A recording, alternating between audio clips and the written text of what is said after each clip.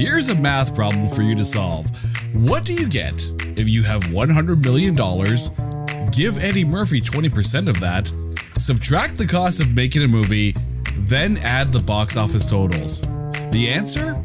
You get one of the biggest box office flops of all time. We may have our hands full as we try to prove to you that The Adventures of Pluto Nash, it's not that bad.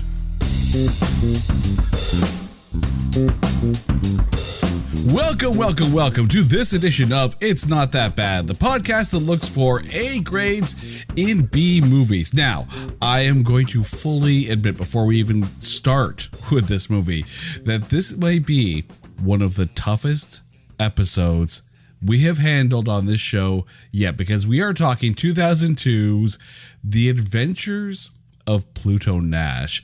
And joining me on this almost seemingly impossible quest is Greg from Movie Date Night and Mortal Kombat. Greg, welcome back to the show. How you doing, man? I had to return to fulfill the prophecy. I had called the shot last time I was here for John Carter, and I was not going to go unanswered for talking about my sci-fi trilogy of Pluto Nash, and I'm doing fantastic. Okay, so for anyone who is new to this show or is new to your show, just give us a quick rundown on what Movie Date Night is. Sure. Movie Date Night is a podcast in which my wife, Lauren, and I, we each show each other back and forth the movie that the other's never seen before. And then we talk about, we break down the characters, how they could have improved the movie. And most of all, at the end, we ask, would you recommend this as a date night movie to others who might want to watch it on their date night? So now I have to ask, is The Adventures of Pluto Nash a date movie? Okay, so this is kind of putting the end at the beginning. You want to read the last page of the book right now, but if I were to ask Lauren and she would ask me, would you recommend this film? She'd say absolutely not. I would say absolutely yes, because in my mind, there is nothing better than an atrocious movie that you can just complain about for hours. It sparks such fun conversations that I would recommend this movie, and that's why I recommended it to you. Nice. Okay, so before we get into the actual breakdown of this, it is time to take The Adventures of Pluto Nash and trailerize it. The moon is a cold, inhospitable place. The perfect location for the hospitality industry to expand to. Meet Pluto Nash, an ex-con who somehow buys himself a bar, only to have it blown up by the people who want it. Joining him on his quest to stay alive on the moon is Dina Lake, a singer turned barmaid who just wants to get off the moon like everyone wants to get out of the movie theater. Also featuring a cast of characters who wish they never signed up for this. The Adventures of Pluto Nash, rated PG-13. Oh my God, that was perfect. Okay, so that kind of gives you a rundown of this, but let's go through the list here. So this movie stars Eddie Murphy, Rosario Dawson, Joe Pantoliano, Jay Moore, Randy Quaid, Pam Grier, John Cleese, and a lot more names that you would actually recognize. So when you see that cast list, were you surprised at just how south this movie went? I really was, and especially considering when it came out, 2002. So I have a quick rundown here of where everybody was at in their careers when this movie came out. So let's kind of go from the bottom to the top. John Cleese is in this movie. Listen, he did this the same year that he was also in Roberto Benigni's Pinocchio. Oh, no. And Die Another Day, the worst Bond film, arguably by many. But yet, I think his Monty Python status alone cements him as untouchable.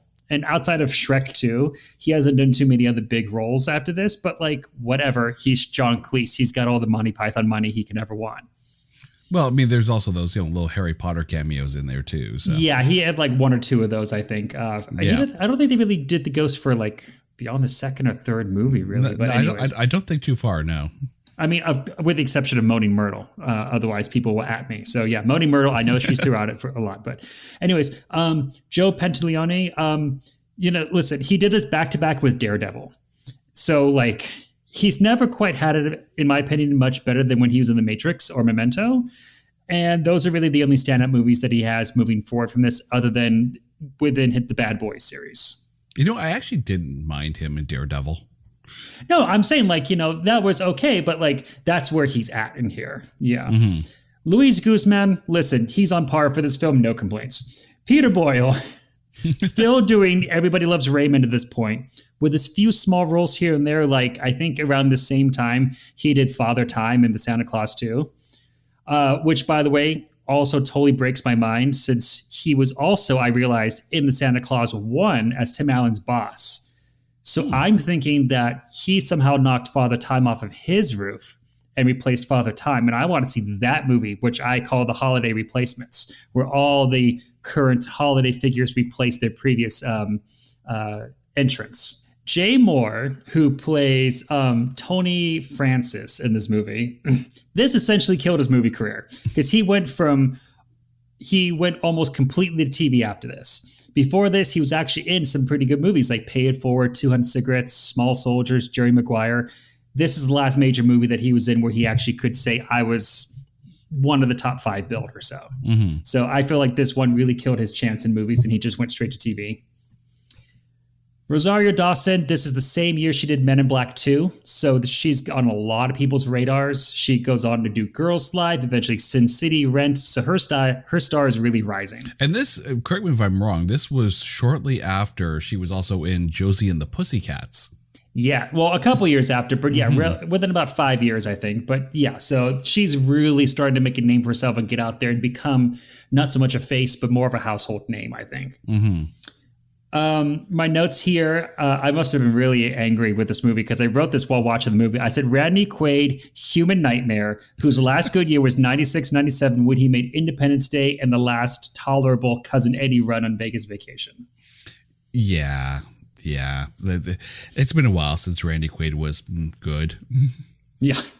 And then last but not least, we have Eddie Murphy, who around this time, he was really just starting to lose his mojo with movies like Showtime, I Spy, Daddy Daycare, and also he was trying to run his own claymation show called The PJs, which I do love, but he was kind of becoming more and more of a one-trick pony in people's eyes. We're like, okay, we get it. We get that Murphy voice and how he, gets a little bit excited, and that's kind of his acting go-to. Yeah, just get back to Gumby and we'll be fine. Yeah. One of the interesting things, though, is when you see the list of people who could have been in this movie but weren't. It breaks my heart. Yeah, and in the role of Dina Lake, it was J-Lo, Jennifer Lopez, and Halle Berry both turned down the role that Rosario Dawson finally took. For Halle Berry, it was a scheduling thing. Jennifer Lopez probably actually read the script. But when you take a look at those two actresses, could you actually see either of them do a better job than Rosario Dawson? No, I think Rosario Dawson did really well with what she was given. You know, they have the expression, you can't polish a turd. And I think this is the best chance that she had to do so. I think that considering the character that she has and how little backstory there is there, if you watch her through the scenes, she seems to be one of the few people who's actually at least enjoying herself on set. Mm-hmm. Now, this movie, of course, was in developmental hell since 1983. And at one point, even Harrison Ford was rumored to be involved. And that would have just been very, very, very odd. Eventually directed by Ron Underwood. Now, if the name sounds familiar, that's because he's directed Tremors and City Slickers. But as we kind of say occasionally on this film, this would be one of the last films he would ever direct for the theater. And it was the second last theatrical release as a director for Ron Underwood. Now, he's gone on to direct a ton of stuff for television, but it was this, and then it was Stealing Sinatra, and then he was out of the theaters. It was also written by Neil Cuthbert. This would be the last film he ever wrote.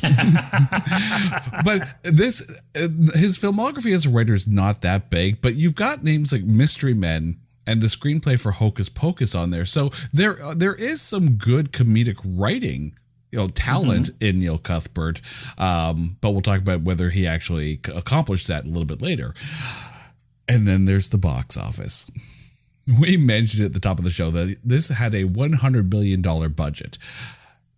Domestically, it made $4.4 million. Worldwide, seven. And listen, I was part of that domestic box office. I saw this in theaters. I was psyched for this movie to come out. And this is the same year that I got my driver's license. So, a little bit of that kind of teenage freedom. I can go to the movies whenever I want. I'm going to go see all the movies that I want. And even walking out of the theater as a 16-year-old, I was like, wow, that sucked. I'll admit, I never saw it in the theaters. And neither did a lot of other people, because when this debuted on the August 16th, 2002 weekend, it debuted in 10th with a gross of $2.182 million. To give you an idea of what the box office, like who was actually at the top, Triple X was still at the top in its second week. Such a good movie. Making $22 million. The highest grossing debut that week was Blue Crush. Yes, the Kate Bosworth, Michelle Rodriguez surfing movie debuted at number 3 with $14 million. Signs was in number 2, still making $19 million. That was in its third week. Going down, you've got like Spy Kids 2, Austin Powers and Goldmember. And it's okay, just to put this into perspective here. In its 18th week in the theaters, My Big Fat Greek Wedding made more than twice as much, sitting in number 6 the week that The Adventures of Pluto Nash debuted. But listen, that's one of my top 3 favorite rom-coms of all time, so I don't doubt that at all. Admittedly, but 18 weeks in the theater, it went up 82%. That's people saying they're going, there's nothing. What's new this week? Adventures of Pluto Nash, go back to My Big Fat Greek Wedding. Heck yeah. As far as accolades go, quote unquote accolades, at the Razzies that year, it was nominated for Worst Picture, Eddie Murphy for Worst Actor, Worst Screen Couple for him and himself, and Worst Director and Worst Screenplay. Didn't win any of them, though. The worst movie that year was Swept Away. That one swept the Razzies, it looked like. Worst Couple was Adriano Giannini and Madonna for Swept Away. Worst Director was Guy Ritchie for Swept Away. Worst Actor, and I kind of have to agree with this one, Roberto Benigni for Pinocchio. Mm-hmm. Worst Screenplay went to Star Wars Episode 2, Attack of the Clones. I don't know. I think this one should have probably won that one. Although Attack of the Clones was the one where they decided to let Hayden Christensen try to do romantic dialogue. And it didn't work. Oh, yeah, that's right. I always get that confused with number 3, but you're right. Exactly. Yeah. It was also nominated for Worst Comedy of the first 25 years of the Razzies. So when you think about it, they looked at the first 25 years of Razzies and said Adventures of Pluto Nash was one of the top 5 worst films in 25 years. It lost to Gigli. Yeah, that's really bad. I couldn't even make it through that. Is it bad? I'm sitting here thinking, but was Gigli really Adventures of Pluto Nash bad? I mean, at least Pluto Nash I can get through. I couldn't make it through Gigli. I still have to this day don't know how Gigli ends because I just can't. So something about cows, and so I don't know. I will admit Gigli was one of those ones you kind of try to avoid as much as you can. Interestingly, in an interview, Joe Pantoliano said, "I was surprised," and I'm just shortening the quote here. Mm-hmm. "I was surprised it turned out to be better than I thought it was going to be." And he actually praised Ron Underwood as a good director, just working with a bad script. And I can almost kind of see that because you do have talented people behind the scenes. Their past resumes show that. But let's get into the breakdown. Let's start with the acting. So we're going to start at the top of the bill, Greg, and I'm going to throw it to you.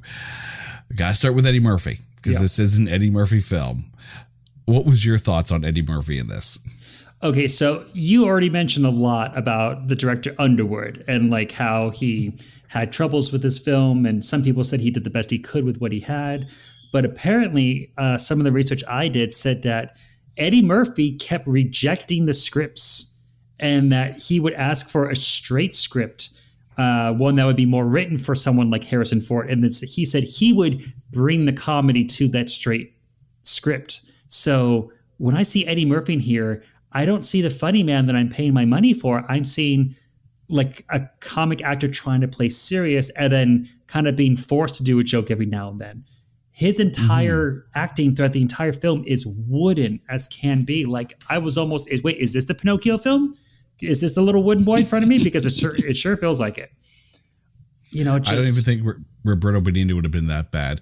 No. But I mean, but we know that Eddie Murphy can pull off an action comedy. Oh, he can. I mean, I've got his box office receipts right here. First, he earns $3 million for Shrek, then $20 million for Dr. Dolittle 2, $20 million he got paid for Pluto Nash. But then they're like, oh, wait, no, he's not the Golden Goose after all. $10 million for Shrek 2, $4 million for Shrek Forever After, 7.5 for Tower Heist. But he can do action comedies. Like that's in his repertoire. But just this one, he just kept like rejecting the script, saying, no, I got this. And it's like, no, you don't got this. How about you go with the script that people wrote with you in mind at this point, or rewrote with you in mind, and accept those rather than just, I'll do it on the evening. I'll do it on the night. And that's the thing. We've seen it with Beverly Hills Cop and the subsequent sequels. We've seen it with The Golden Child. I mean, I think The Golden Child. Oh my God, The Golden Child. Yes. Right? One of those classic films where you sit there and you kind of overlook it, but it is a good action comedy, even though it's a bit more on the action side than kind of like a Beverly Hills Cop. You know, at no point is he, you know, shoving bananas up tailpipes. You know, but if someone says The Golden Child and you don't respond with I want the knife, you know, it's like, and it's one of those things where he has been, you know, like the driving force behind a lot of movies. You know, I mean, really, who do you quote more in Shrek or Donkey? Oh, Donkey, 100%. Right? So there's a lot of Hollywood muscle that Eddie Murphy is able to throw around, but sometimes it's one of those things where maybe he shouldn't be throwing it around, because if you have someone who's poo-pooing on everything else that's kind of going on, like if you're shooting down the script and the director, it's going to affect kind of everybody else. And you're right, it was very wooden, and I don't think the movie really knew what it wanted to be. Yeah, I agree. I think that, okay, it's interesting that you said that, that first of all, Harrison Ford was originally attached to do this back in the 80s, because technically, if you think about this, this could be like a weird Han Solo fan fiction, you know, because Pluto Nash is known to be a rim hopper, which is a kind of smuggler. So like you could just turn, you know, oh, I did Sea Tranquility into I did the Kessel Run. And like, it's the same character essentially, you know, bragging about, oh, I'm the best smuggler. I got all the hideouts and stuff like that. So already you have like the cool kind of action bad boy there. Yeah, you can add some comedy there. That's no problem. But just, I don't know, something about, I think it was just a butting of heads of how the director wanted to do it versus how the star wanted to do it. And just that obstinance for neither one of them to really give up, and the lack of trust between those two parties that just kind of causes to, like, you know, failure to launch. And the funny thing is, like, even though we know that Harrison Ford was apparently rumored to be attached to this at some point, I don't even know if Harrison Ford would be good in this, because, you know, if the movie's supposed to be a comedy, I mean, yes, Harrison Ford can be, you know, funny, but I don't know if Harrison Ford, maybe Indiana Jones and the Last Crusade, but even that's more on the action comedy side of things. But, you know, I think of Harrison Ford and, you know, you think of a bit more serious, a bit more grounded, you know? Yeah, I was just thinking, like, if you put Harrison Ford onto the sets here for Pluto Nash, my mind's immediately going to go, oh, Blade Runner. This is like Blade Runner 2, right? Yeah, I could see that a bit, but it would have to be a lot darker and a lot better directed for that. Yeah. But on the other side, you had Rosario Dawson, who actually did kind of fit in with everything. And, you know, I mean, you go through her, you know, through her filmography at that point, and, you know, I don't think there's much in the way of sci-fi there. So the fact that it leans more comedy, I think, kind of fits Rosario Dawson a little bit better. Oh, definitely. I mean, if you look at just some of the scenes that she steals comedic-wise in Men in Black, while granted, many people say that the first one's far superior to the second one. I still enjoy the second one very much. And especially the moments that she has where she's being revealed, like, oh, the alien world's real, like she has to stay behind with the worms, or just the one-liners that she gives back and forth with Will Smith. I think she can hold her own in a comic scene, no problem, especially at this point early in her career. Mm-hmm. And I think it's one of those things where, it like you said, it's earlier in her career. So she's not trying to, pull any strings. She's there to do the best job possible with the script and the director that's there, trying to make the scenes work. And it's, if Eddie Murphy is sitting there trying to change a bunch of stuff, right? She worked really, really hard to make those scenes work, given everything else that's going on. Yeah, like I said, she had an ever-changing script. She had a character who is just, I want to get off the moon because I didn't want to be here in the first place, but I have no money. Like, other than that, we don't know why she left Earth in the first place. Just randomly she's here. Now she wants to leave. That's all we really get out of her. And that's a nothing character. She's essentially sexy lamp, throughout most of the film. But yet she still makes it fun and engaging. And while, yes, you can say that, oh, well, in most of the scenes, she is just really being something pretty to look at, something for Eddie Murphy to rescue. The few moments where she does get a scene, like when they first go to the hideaway that's on like some moon crater where it was his old base, and that French maid is clearly set on like activate sexual encounter mode. The look that she gives Eddie Murphy of like, oh, really? This is what you do? That look right there just kind of told me everything about what's going on in her head, what she's trying to portray to him, about like her feelings and opinions about this. And she's a great actress. Like the little bit that she has, she makes gold out of. Although I do have to say that Sexy Lamp has to be the title of the Brick Tamlin biography. Yeah. But yeah, even when she first meets Eddie Murphy in the bar and she's trying to get a job as a singer, and she kind of name drops her father, and because they were in the joint together, and you just see the disappointment in the fact that, yeah, okay, well that was the last card I had. I knew it was going to work anyway. So one of those, like, I was right and this wasn't going to work. There's so much thought into the way that she handles these lines, even though the lines aren't great to begin with, but there's so much thought and a lot more depth into Dana Lake. And that's a thanks to Rosario Dawson. I really cannot picture what a Jennifer Lopez would be like in that role. It just would not work. No, you're right. And especially going back to that scene you were just mentioning, when Pluto Nash says, nope, sorry, she has a line that she says to herself, like, thanks a lot, Dad. And like in there, you immediately get the entire back history of like, oh, my dad always exaggerates. He always lies. He always like changes the story around to make himself look better. Because she's essentially saying to Pluto Nash, my father saved your life. And he goes, no, I saved your dad's life. Peace out. So just that one line of thanks a lot, Dad, to herself builds so much character for her, builds so much backstory that the script did not have. And that's how, she's amazing with this. You're bang on with that. That one line, it sets up, not just, her personality. It sets up the way she initially interacts with Eddie Murphy, the disdain, like you pointed out, when they get to Far Side and the maid is set to Oopsie. That's what it's called, Oopsie. Yeah. Oopsie, yeah. But it's true. Like there's so much, and it's completely set up by one line. So there's a check mark for the script as far as that goes. But I think, again, handled best by Rosario Dawson. Now, we got to jump to Bruno. You do realize we have to talk about Randy Quaid. Just because otherwise my nerdness will not let me rest. Can we call it the Return to Bruno? So that way I can have the Bruce Willis record in my head. It's the Return to Bruno. I think I'd be happier if Bruce Willis was Bruno in right? this. But it is interesting because, I get the whole droid as joke thing. It's way over the top. I would almost say I'd be happier. And if you remember the guy who was like, Lando Calrissian's droid partner at Cloud City with the whole like reverse Geordie LaForge headband going on. Oh, that guy would have been a much better Bruno.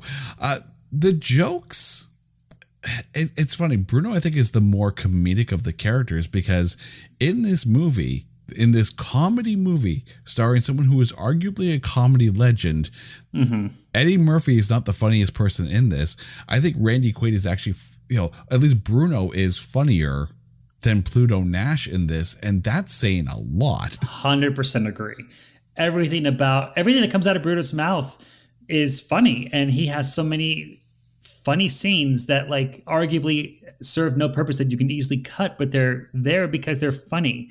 Like when they go to the casino and the one slot machine Eddie Murphy just says to him, "Wait right here. We're going to go talk to the concierge." Okay.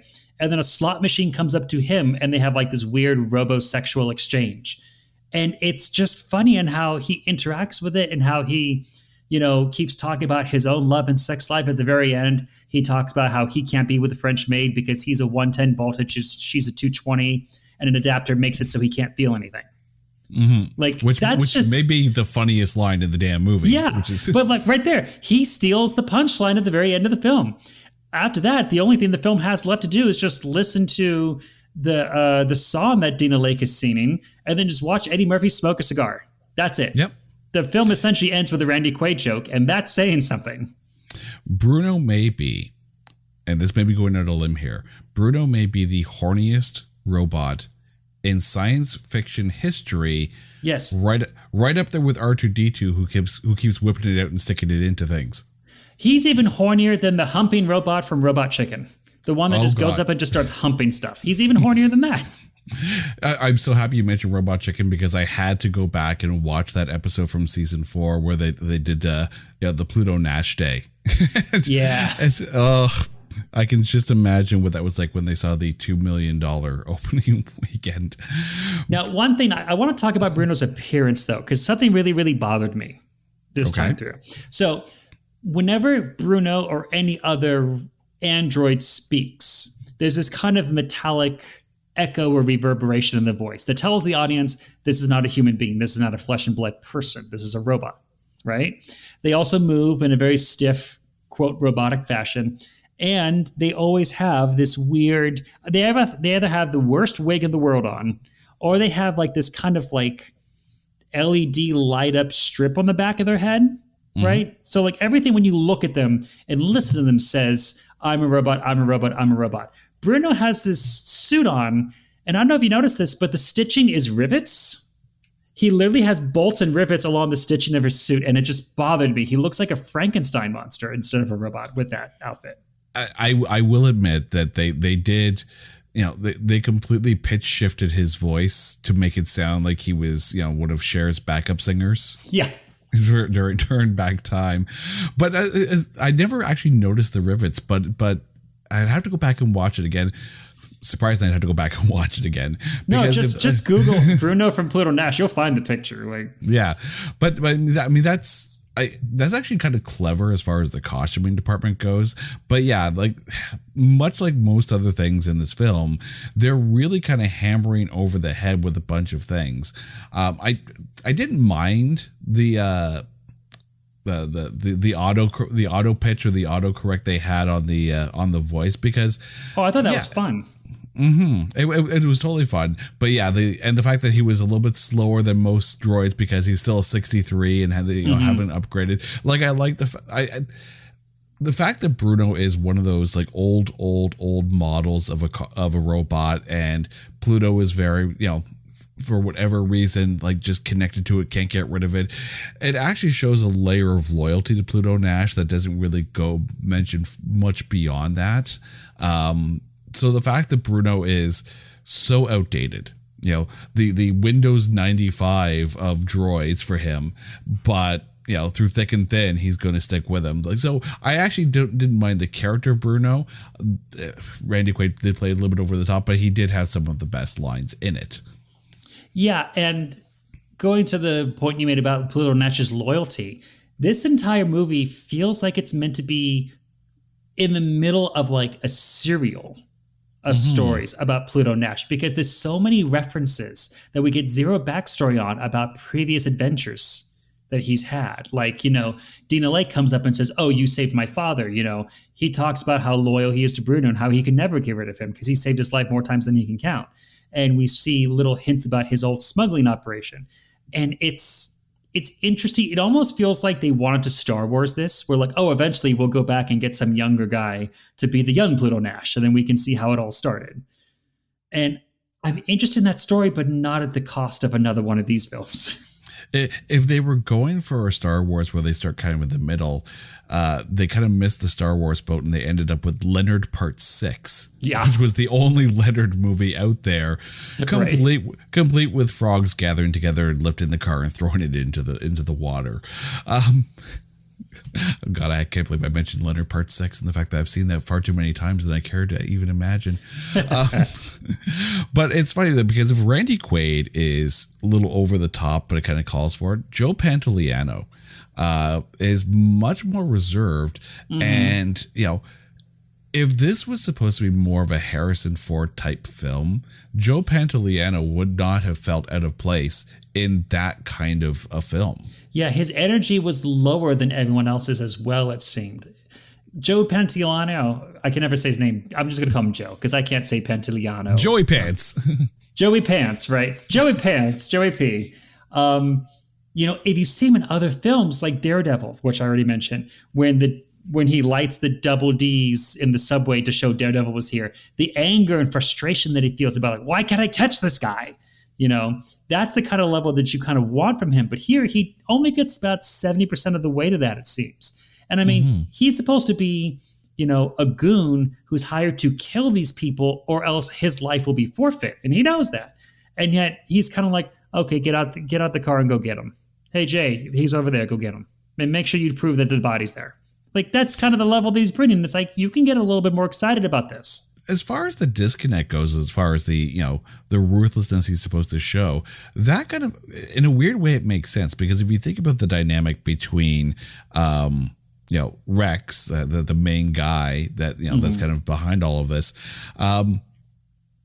based on what they say at that casino, no one sees Rex at all.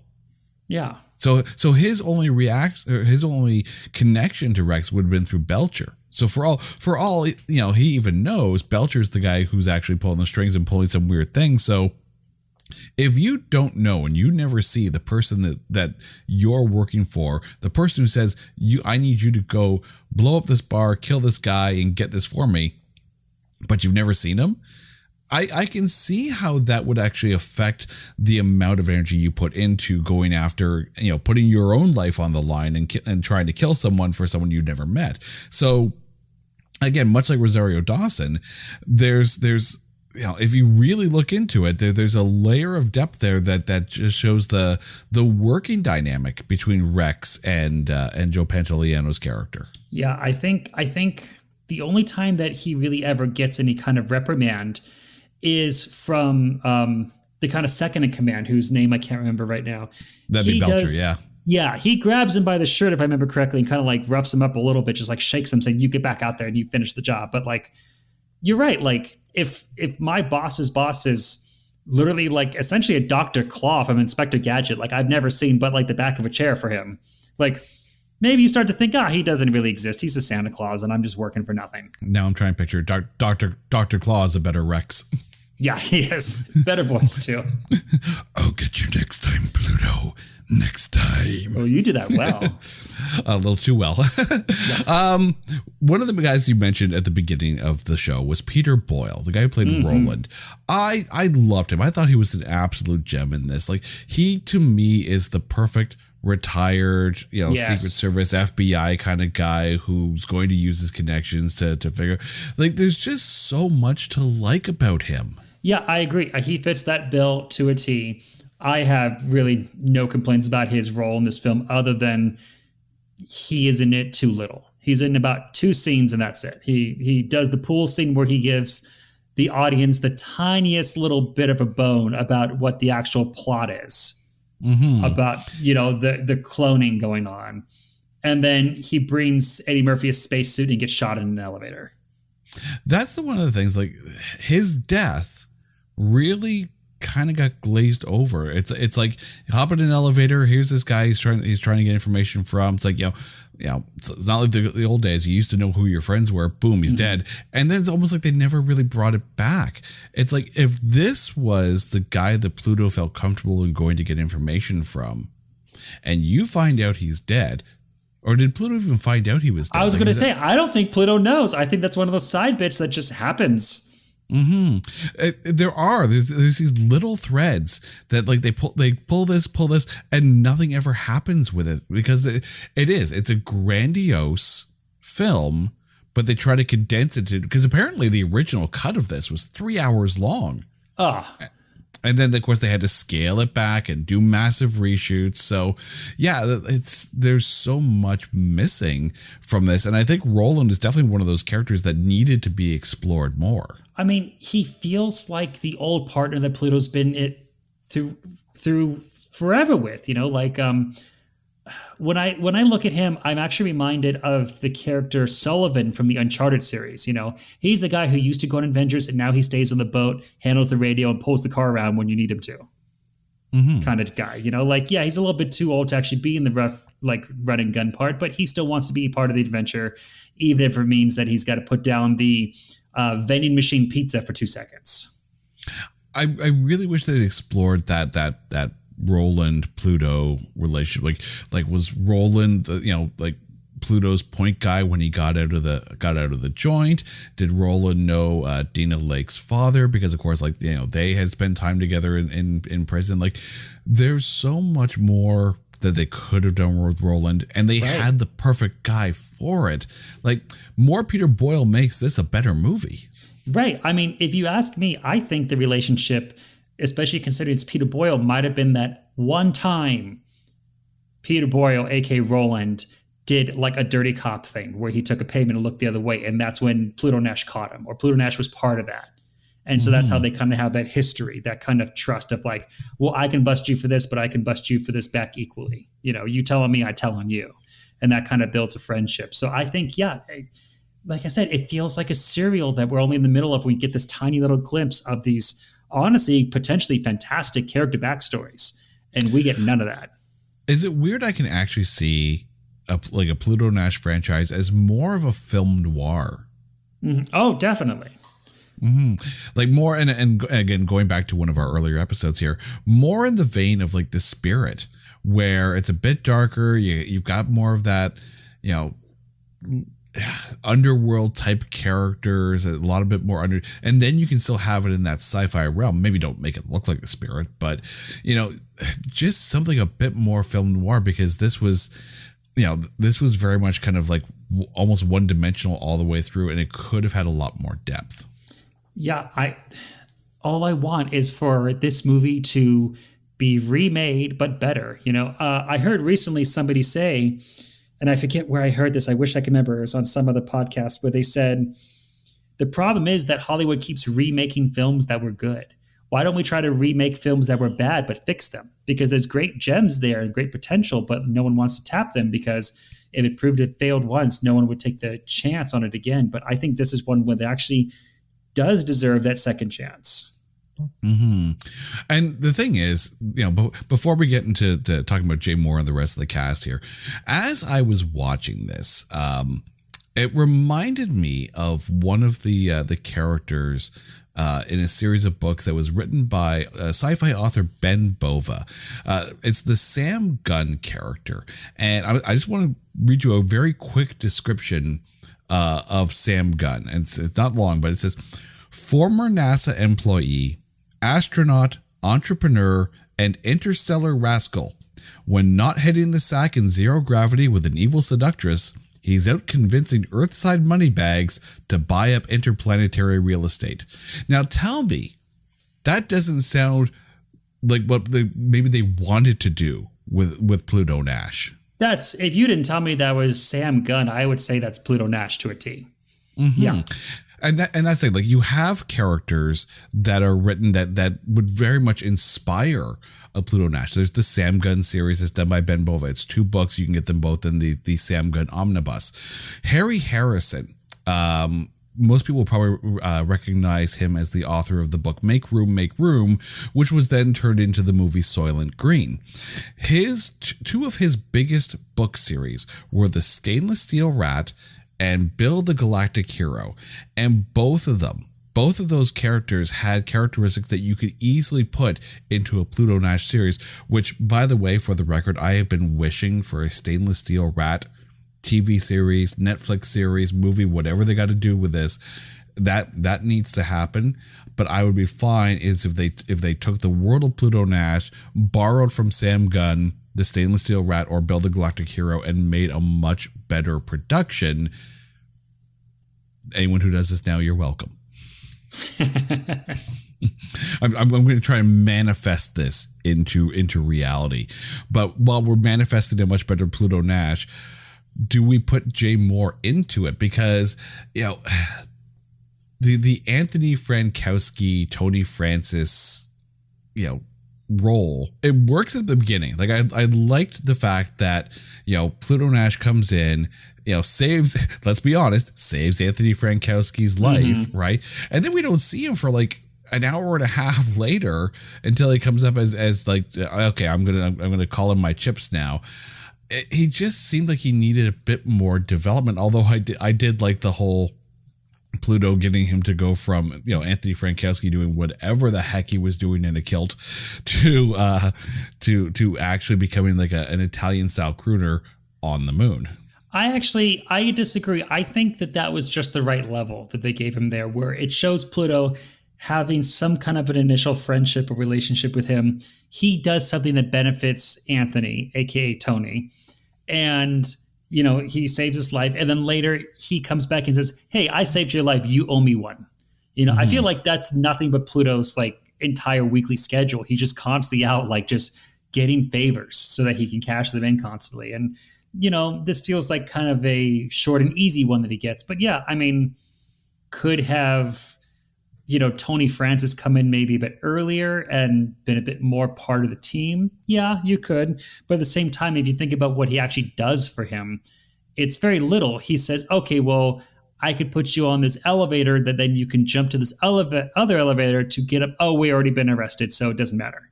The entire side plot there of like, I have a plan and it's already fallen apart, so who cares? It worked itself out in the end.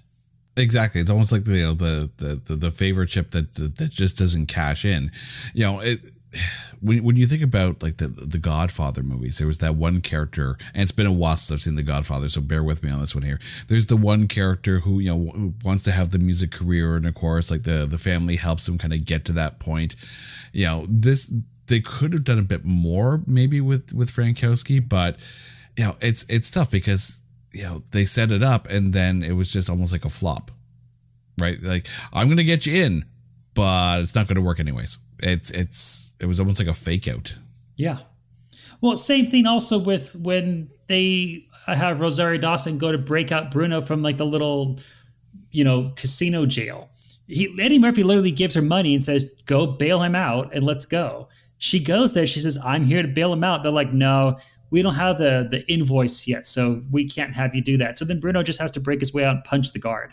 And then they leave, and she takes the cash with her. Like, a lot of the plots in this movie or plans they make just immediately get thrown away and flushed because funny action joke. And it's a little bit frustrating as a viewer going like, well, then why did you even have me watch them formulate that plan? Again, one of those like those threads that were pulled that just either never made it to completion, or just threads that weren't really attached to anything. One of the cardinal sins of this movie, I think, is it's a waste of a perfectly good John Cleese, Pam Grier, Burt Young, and Ileana Douglas. Luis Guzman, but Guzman kind of gets his moment. But I smiled so much seeing Burt Young in that opening scene. So they watch it like, Paulie's in this, but again, it's one of those characters where it's like, I wish we had seen more of Burt Young. Yes, I recognize there's like the 8-year gap between when Burt Young happens and then Pluto's bar becomes the biggest thing on that side of the moon. But I mean, Pam Grier is his mom. Like, it's almost like we need a mom character. Let's just, find anyone. Oh, hey, Pam Grier's free. Let's throw her in there. Like, they had Pam freaking Grier and they didn't use her properly. Yeah, she's in about 2.5 scenes and then she's gone. And I mean, for the one part where she is in the chase out of the apartments, she does a good little bit to distract and take out some guys. I enjoyed that. But then all we really see afterwards is just her on a video call, just saying, Pluto, look out. And it's like, you had Pam Grier. Why can't she come back and be like, I figured you would meet up at the casino, so I came to help. Like, that would have been so great if she came in as the cavalry at the very end of the film. But no, it really feels like the constant production was like, oh, we found out we have Pam Grier for a day. How much can we squeeze her in a day's worth of shooting? I don't know if the entire Pam Grier thing was to try to humanize Pluto Nash or not, but yeah, you're right. Like, more Pam Grier, just like more Peter Boyle, right? Like, if you're going to create this big world with all these colorful characters, you've got to develop them and make them mean something. Peter Boyle worked well in the fact that, he meant something. And when he died, I kind of wish that it had affected more that kind of happened down the road. Pam Grier, you could have taken and left her, and that's the script. That's not her. John Cleese, however, I did enjoy as that, as the AI of the car. He was kind of fun with it, but, he's the perfect guy for that. And I don't know who you would replace him with, but it still felt like just a waste of John Cleese. You almost wanted more of that. Yeah, I even have a solution for how you can have more of him, because when the car crashes and Joey Pants is there, John Cleese's program is saying, hey, come get me out of this thing. Take me with you. I have information about the guys you're looking for, which means that he could be removed. If they had taken John Cleese's robot programming with them, you could then have him essentially plug into any other machine, and then now he inhabits that machine. How great would it be if they plugged him into that slot machine that was hidden on Bruno, or into the elevator, and then he can hack that and make the elevator rise and fall? There's a lot of ways you could have sci-fi'd him into any other situation out of that car exploding. But once again, I feel like, John Cleese, we have you for a day in between shootings for Die Another Day as R. So what can we do with you? Well, I can put you in front of a blue screen wearing a chauffeur's hat, and you can read these lines. It'll take about 3 hours. Mm-hmm. And the sad thing is, it's like, Pam Grier, Burt Young, Ileana Douglas, like, they weren't even in the trailer. No. John Cleese was in the trailer. Yeah, he's a big part of the advertisement. He's one of the reasons I went to go see it. Well, absolutely, because you see John Cleese on screen, comedy fans are going to want to see it. Like, this is one of those things that justified this being a comedy, and yet all of a sudden it's like, yeah, John Cleese is done in about 10 minutes. Like, no. Like, if he's the AI of the car, who's to say he's not the AI of every car on the moon? Yeah.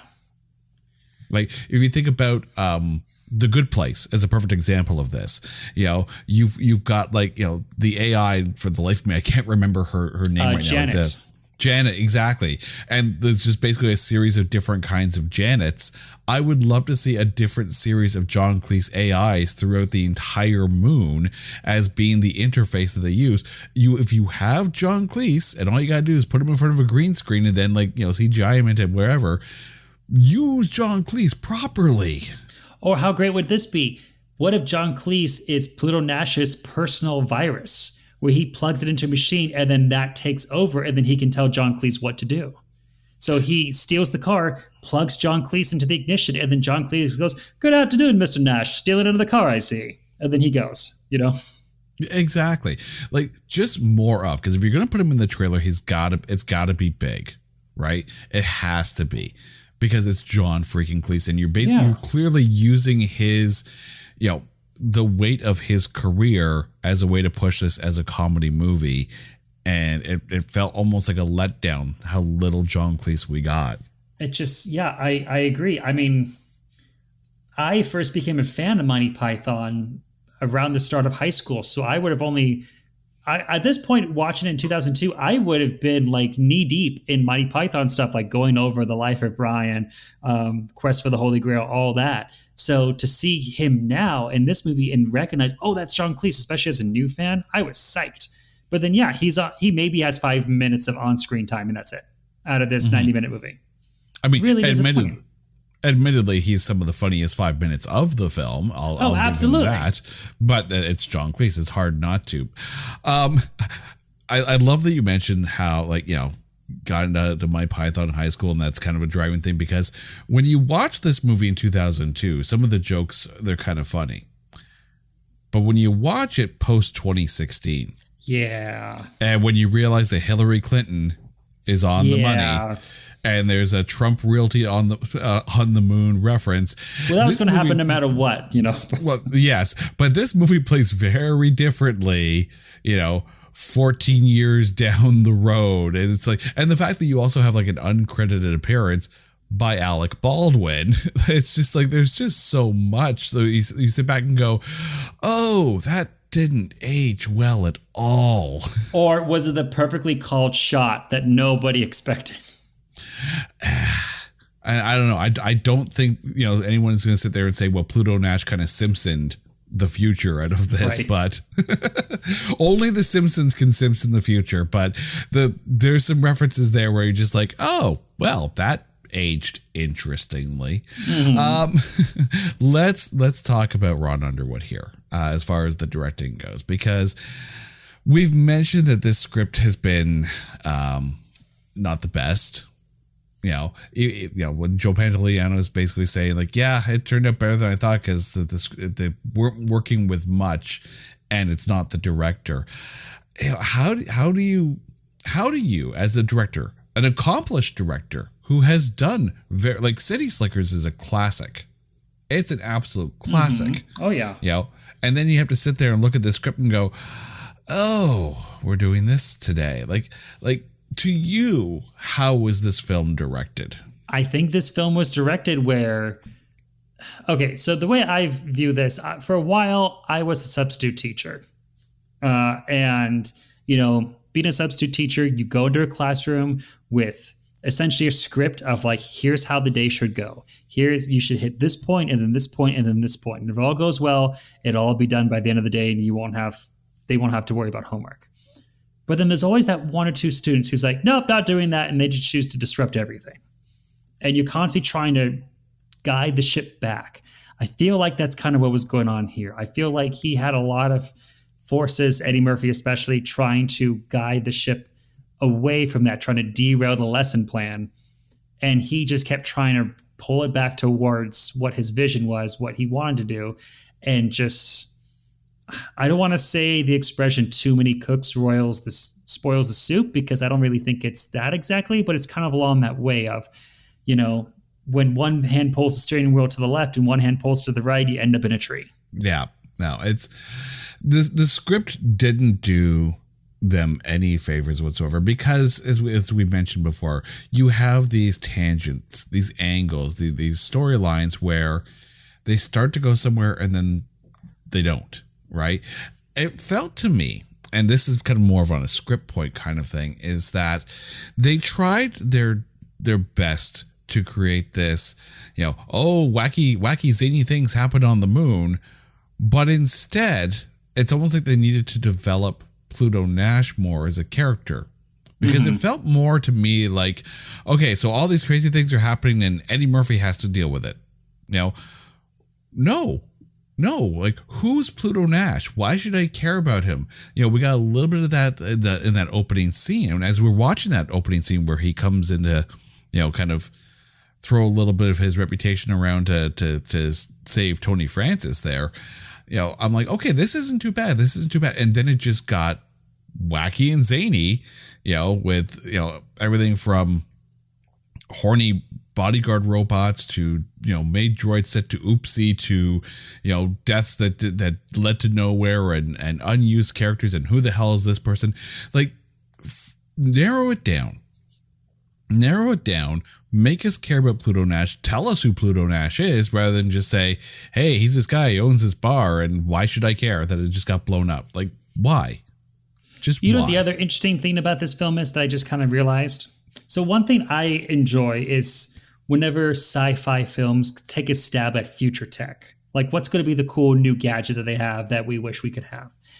And if you think about it, this movie one of the crutches that it has is the future tech, where whenever we start to like kind of wane and like, I kind of don't care about continuing this movie, this character's boring, they add some cool new technology that like, oh, that interested me again. Like just when the investigations get a little slow and Pluto Nash has already run away for a couple of times, then they had that scene where he meets Peter Boyle. It's kind of a boring conversation. Oh, but the pool balls reset themselves on the billiards table. That's interesting. Or then they go to the holographic body sculpting, clinic, I guess you'd say, where you can see Douglas, yeah, where you can see, who by the way I love. Anything that she's in, I absolutely love her. But you can see, oh, it's funny because you can see what your body would look like with this type or that type, and he makes jokes about like Rosario Dawson's booty and all that. But every time that they needed like a little kind of adrenaline kick to the film, they're like, just throw in a new piece of technology that people can look at, including, of course, the hover car that John Cleese is a part of. That's just really a souped up tech injection into the film. Mm-hmm. It literally felt like they had like certain points where it's like, okay, bar explodes, chase scene, go to bunker on far side, and then get to casino and beat Rex. And then how do you fill out an hour and a half? And when you realize this movie was originally 3 hours long, it's like, how much more did they try to fit in there? Right. Like, and the fact that there were rewrites and reshoots, it's like, part of me is actually curious to see that 3 hour cut. It must be that part of it was him in prison, because so much backstory is referenced of him being in prison and knowing all these different people. That has to be part of it. Mm-hmm. I will give them credit though.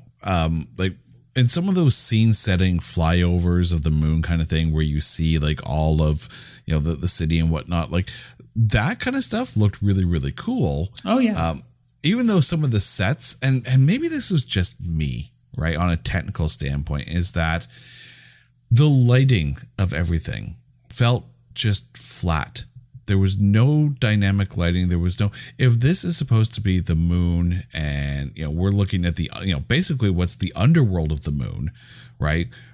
Discount mafia and people, doing dastardly deeds to get their hands on proper real estate and whatnot. It's like, okay, that's fine. Light it like that. Don't light it flat and make it feel like some, one set comedy kind of thing. Yeah, at one point, I agree. The lighting was very flat. And it's like, does this movie have seasonal effectiveness disorder? Is this movie depressed? Like, you can choose to have a day cycle and a night cycle on the moon. That's okay. Have some scenes that are dark and some scenes that are well lit. Like, don't just grade in the middle and call it a day. Mm-hmm. And that's the thing. Like, when they go to Far Side, which is clearly, for lack of a better term, the dark side of the moon, right? Make it feel that way. Like nothing felt different. So when they go to Far Side to get to Pluto's hideout, it feels like every other place that they've been at. And it's like, I don't see how this, is, this isn't you hunkering down. This isn't you in hiding. This is just you on set D. It's just you going to your summer home, essentially. Mm-hmm. And then while all this is going on, there's this music playing throughout the whole thing that feels kind of, is it me or did the score feel like an afterthought in this? Oh, I hated the score. At the very beginning, my notes say this movie starts with a bad 2000s rap remix of Blue Moon. Within 5 seconds, I wanted to quit. Mm-hmm. The only part of the score I enjoyed at all was at one point they have kind of a remix for Dancing in the Moonlight, or like a cover for Dancing in the Moonlight. And like, okay, this is enjoyable, but the rest of it just was not. And even the orchestral score, which was done by John Powell. And it's not like he's, he doesn't know how to make movies. Like he did the scores for Solo, the Star Wars story, How to Train Your Dragon, Mars Needs Moms, X-Men Last Stand. Oh, don't bring up Mars Needs Moms to me. I actually have in brackets in my notes another box office bomb, and I'm sure one day somewhere down the road we'll probably end up doing a Mars Needs Moms kind of episode. But Mars Needs Moms, the score was never the problem with that one, but it really felt like, and this is the same year that he did the score for The Bourne Identity. So it's not okay, right. So it's not like we're talking like a. It's not like they hit the stock music and just filled it with whatever they could. They had like a really good composer at the helm. I don't know, maybe it's because everything else was going on that everything else just kind of felt out of place as it was. I don't know. That's knowing now the pedigree of who was actually the composer. I'm very flummoxed with what happened with the music now. Mm-hmm. Because again, maybe it's because he was just working on, Bourne Identity so much that it's like, here's some spare cuts. Go for it. I mean, who knows? Who knows? And maybe it's one of those things because they went through recuts and reshoots and the whole work. You wonder how much of that affects what it. I'm curious. I am curious what a 3-hour Pluto Nash movie would look like. I don't know if it'd be better or worse. I don't know. It has to be better. There's no way that it's worse than this. I mean, unless the other hour and a half is just more Bruno robot sex jokes, which honestly is not necessarily an entirely bad thing if done well. But, I don't know if I want 90 minutes of it. Okay, but if we get The Adventures of Pluto Nash 2, Oopsie on the Moon, no. Just no. Twitter has spoken on this one as well. Anime Shin has chimed in, says, Eddie Murphy is at times the funniest person on the planet, and at times the unfunniest. You can make a 1 to 10 scale of how funny something is from Eddie Murphy to Eddie Murphy, or Rex Chapman. But on that scale, this is a 3. And I don't think, they're far off on this one. It does, because he's not, I don't think this is Eddie Murphy's worst film by any stretch of the imagination, although it is probably his worst box office bomb. But if I'm putting it to you on a scale of 1 to 10, how funny is Eddie Murphy in this? 3 feels right. I might be tempted to go as low as a 2, but I think he does have a good. It's funny. It's almost like the second act is where he hits his stride, and then he gets back to being serious in the third act and loses his comedy bits. So if I'm really focusing on where is he actually funny, how much does that make me laugh? Yeah, okay, I'll give him a 3. Because in the second act, he kind of pulls it out. And again, the script does him no favors whatsoever.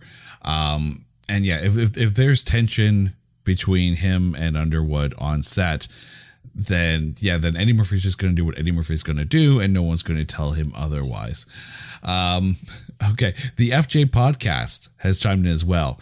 Not Murphy's worst movie, agree, but pretty far down there. I know I've seen it, but I don't remember anything about it anymore.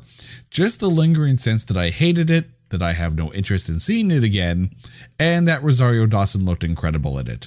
That's what everybody remembers. If you ask anybody who's actually seen the film, what do you remember about Pluto Nash? Rosario Dawson was pretty good looking in there. I think already this guy's described perfectly why this is not Eddie Murphy's worst film. It's not that I don't remember anything about it. I just remember that I've seen it, but I couldn't tell you anything about it. If it's the worst film, you're going to be like, oh, it was such crap. Like this happens and this happens and this happens. But this is kind of middle of the road forgettable.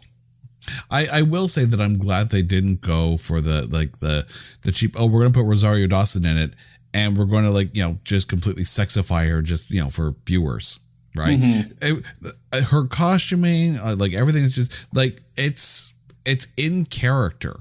It feels right. It's not over the top, right? Rosario Dawson is great in this. She looks great in this. She acts good in this. You can't go wrong with Rosario Dawson. And also, the Lord Chief Rock has also chimed in with running one showtime at the Megaplex 3 days after release. And and he's probably not wrong on that one. If you debut at 2 million on your first weekend, the only movie that comes to mind, and I'm talking as far as a major release goes, that probably fared worse, and then you even have to take in the difference in what year it came out on. the first movie that comes to mind is Gem and the Holograms. Oh, yeah, that was a bad one. Yeah, it was out of the theater, I think, in the first week. You know what movie did better than Pluto Nash? The Black Knight. I'm just putting it out there. The Black Knight with, what's his name? Martin Lawrence. That did better than Pluto Nash. And it's like, I love space more than medieval. And yet I'll watch The Black Knight before I watch Pluto Nash again. Oh, geez. I am surprised that we have gotten through.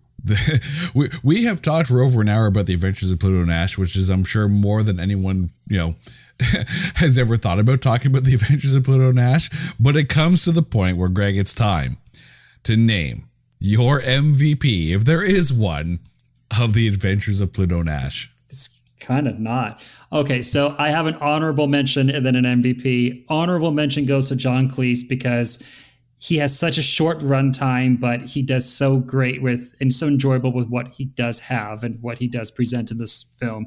But I think the only MVP really worth mentioning is poor Rosario Dawson, whose knees must be seriously killing her from carrying the entire film on her back.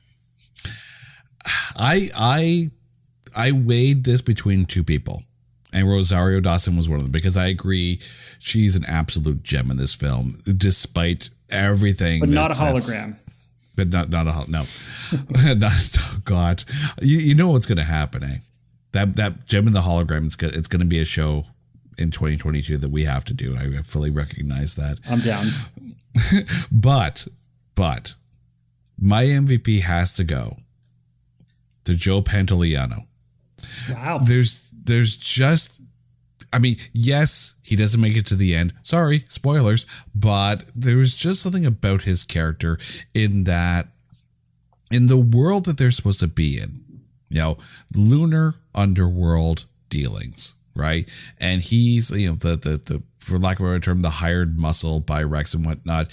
He is the one guy in all of this. Maybe aside from Peter Boyle, who I loved. I thought he was great.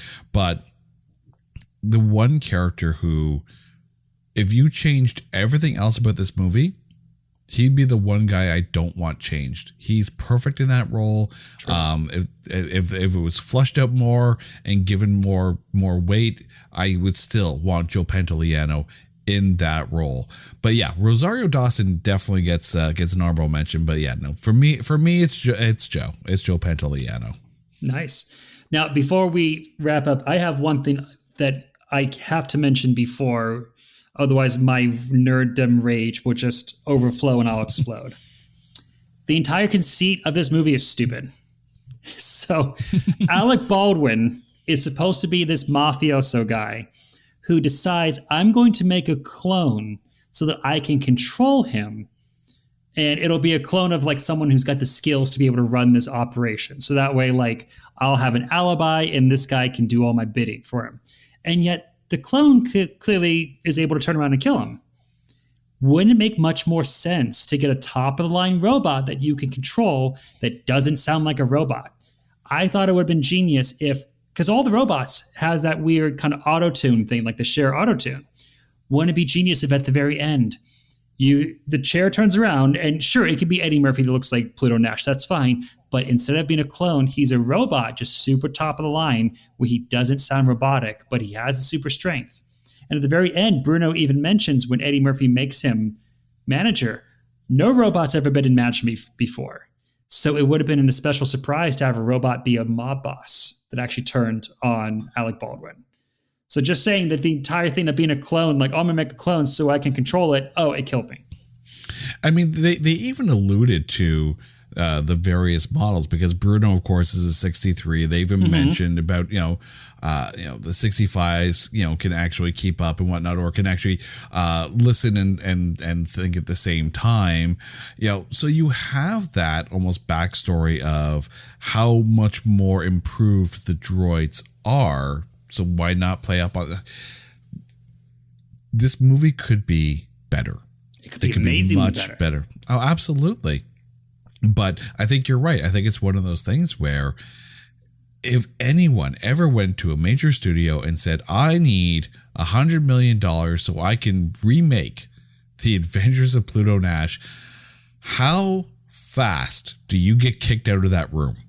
And that's why we're crowdfunded to you, listeners. If you want to donate to the Pluto Nash remake, contact It's Not That Bad on Facebook and Twitter.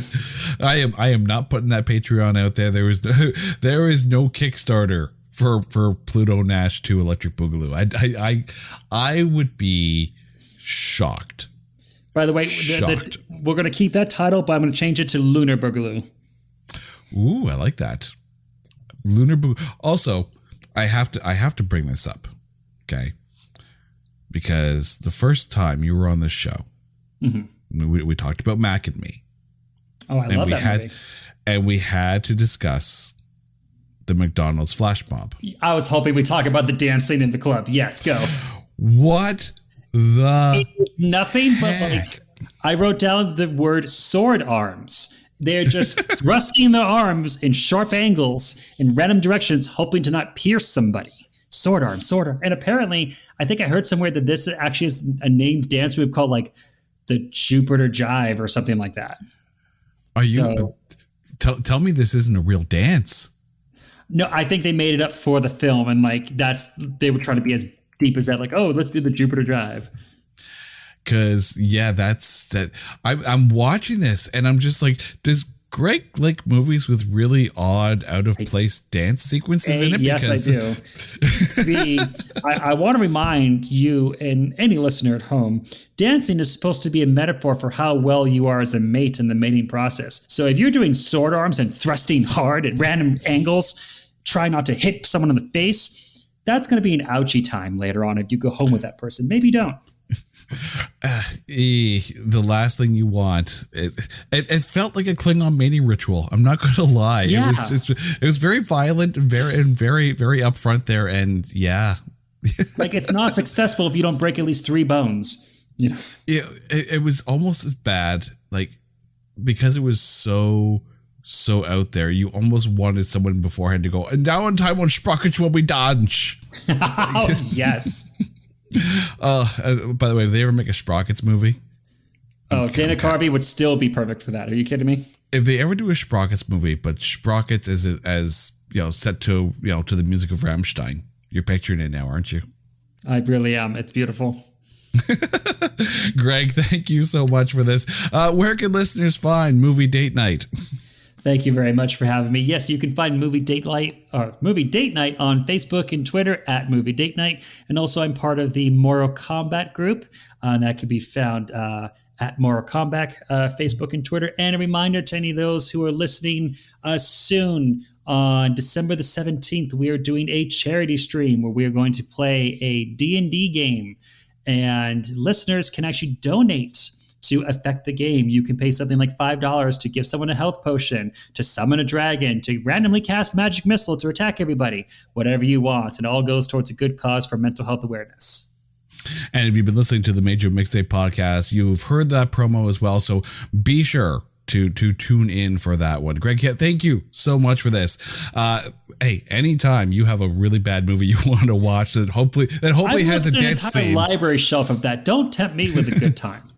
Okay, but it's got to have a dance scene, though. It has to have a dance scene. Ooh, challenge accepted. Challenge accepted. Okay. Until next time, listeners, thank you so much for listening to this episode of It's Not That Bad. Now, you know the deal. If there is a movie out there that you think is unfairly maligned or is so bad, much like this one, that we can barely find anything good to talk about it, hit us up on Twitter at NotThatBadCast. Put it out there. We'll even invite you on the show if you're up for it, and we'll dissect it, and we'll find the A grades in B movies. This is It's Not That Bad. Until next time, take care.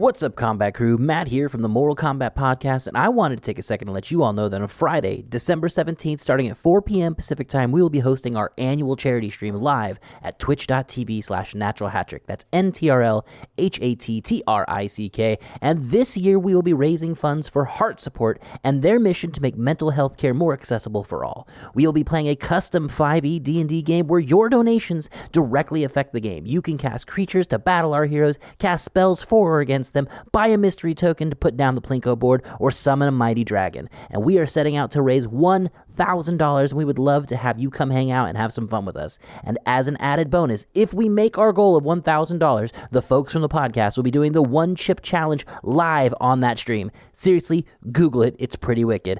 Hope to see you all there on Friday, December 17th, starting at 4 p.m. Pacific Time. Hey folks, Stefan Shirazi and Renee Richardson here from the Metallica Report. And we are proud members of the Pantheon podcast family, where the best of music and podcasts unite. We've got something pretty cool for you. We're giving away an exclusive Metallica merch package worth over $250. That's a whole lot of Scary Guys, Skulls, M72, and other sought-after Metallica swag. And we've made it easy for you to win. Follow and share the Metallica Report, and you're in the game. Go to pantheonpodcast.com/Metallica, enter your email, and hit that button to be entered to win. And just like that, you're eligible for our monthly exclusive Metallica merch package. And guess what, rockers? You can enter every month, so just do it. And while we love our global brothers and sisters, the lawyers won't let us ship outside the U.S.